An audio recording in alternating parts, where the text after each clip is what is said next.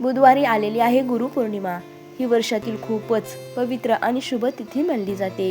या दिवशी आपण श्रद्धेने गुरूंची सेवा केली, स्वामींचे नामस्मरण केले तर त्याचे फळ अनेक पटीने मिळते, असा माझा स्वतःचा अनुभव आहे। म्हणून आजच्या या व्हिडिओमध्ये मी तुमच्यासोबत एक खूप सोपा पण प्रभावी असा उपाय शेअर करत आहे। फक्त एका नारळाच्या माध्यमातून आपल्याला हा उपाय करायचा आहे। हा नारळ नेमका कुठे अर्पण करायचा, कोणत्या वेळेला करायचा, कोणता मंत्र म्हणायचा आणि पूर्ण विधी कसा करायचा हे मी अगदी साध्या भाषेत समजावून सांगणार आहे। त्यामुळे हा व्हिडिओ मी माझ्या श्रद्धेने आणि मनापासून बनवला आहे। तुम्हीही हा उपाय श्रद्धेने करून बघा आणि तुमचा अनुभव मला नक्की कळवा। नमस्कार, श्री स्वामी समर्थ। सखी सोबती या आपल्या चॅनलवर तुमचं मनापासून स्वागत आहे। आजचा हा व्हिडिओ मी खूप श्रद्धेने आणि मनापासून बनवला आहे, कारण विशेष तसा खास आहे आणि तो म्हणजे गुरुपौर्णिमा विशेष उपाय।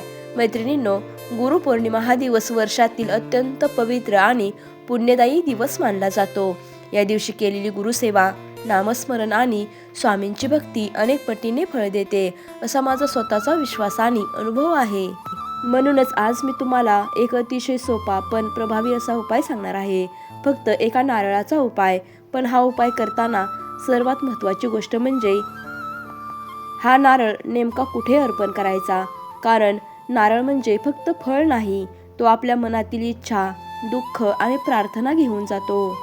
त्यामुळे हा नारळ अर्पण करताना आपल्याला विशेष काळजी घ्यायची आहे। तर हा नारळ आपल्याला गुरुपौर्णिमेच्या दिवशी जर तुमच्याजवळ स्वामी समर्थांचे मंदिर असेल तर तिथे आपल्याला पूर्ण श्रद्धेने आणि विश्वासाने आपल्याला हा नारळ अर्पण करायचा आहे। मंदिरात गेल्यावरती आपल्याला काही करायची नाही, शांतपणे पूर्ण श्रद्धेने आपल्याला हा नारळ अर्पण करायचा आहे। स्वामी समर्थांच्या किंवा तुम्ही दत्तगुरूंच्या मंदिरामध्ये जाऊन सुद्धा हा नारळ अर्पण करू शकता। मंदिरात गेल्यानंतर आपल्याला शांतपणे बसायचं आहे।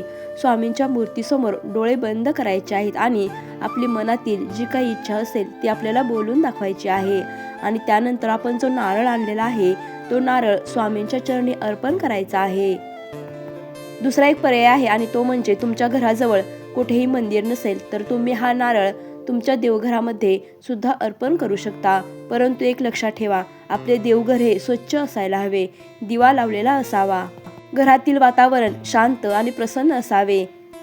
घरामध्ये स्वामींची पूजा करून आपल्याला धूप, दीप, अगरबत्ती लावून हा नारळ अर्पण करायचा आहे। हा नारळ अर्पण करताना मनामध्ये कोणतीही शंका ठेवू नका। पूर्ण श्रद्धेने आणि विश्वासाने आपल्या मनामध्ये जी काही इच्छा, मनोकामना आहे ती स्वामींना बोलून दाखवा आणि हा नारळ स्वामींच्या चरणी अर्पण करा। तुमच्या मनामध्ये एक प्रश्न असेल की हा नारळ कधी अर्पण करायचा, सकाळी करू की संध्याकाळी?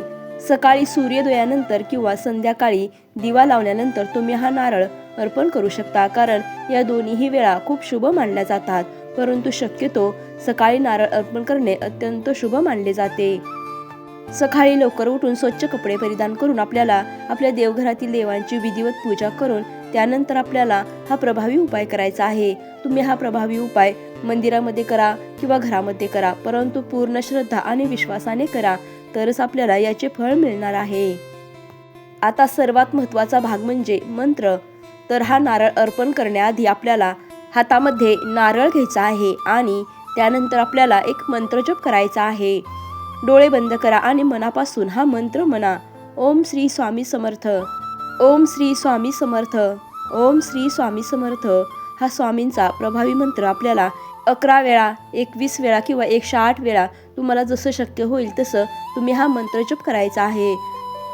तुम्ही जर दत्तगुरूंची सेवा करत असाल तर दत्तगुरूंचा ओम दत्तात्रेय नमः, ओम दत्तात्रेय नमः हा मंत्र जप सुद्धा तुम्ही करू शकता। परंतु सर्वात महत्त्वाचं म्हणजे बघा, हा मंत्र जप करत असताना मन एकाग्र ठेवा आणि पूर्ण विश्वास ठेवा की स्वामी तुमच्या पाठीशी आहेत। तुम्ही फक्त मंत्र म्हणताय, परंतु त्या मंत्रामागे काहीच भाव नसेल, श्रद्धा नसेल तर त्याचा काहीही उपयोग होणार नाही। त्यामुळे पूर्ण विश्वास ठेवा आणि पूर्ण श्रद्धेने आपल्याला हा मंत्र जप करायचा आहे। गुरुपौर्णिमेनिमित्त अत्यंत साधी आणि सोपी अशी ही सेवा आहे, त्यामुळे तुम्ही ही स्वामींचे भक्त असाल तर आवर्जून ही सेवा नक्की करा। हा प्रभावी उपाय नक्की करून पहा। हा व्हिडिओ मी श्रद्धेने आणि तुमच्यासाठी मनापासून तयार केला आहे।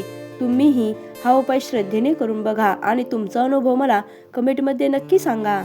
जर तुम्हाला हा व्हिडिओ आवडला असेल तर लाईक करा आणि आपल्या सखी सोबती चॅनलला सबस्क्राईब करायला विसरू नका. धन्यवाद. श्री स्वामी समर्थ.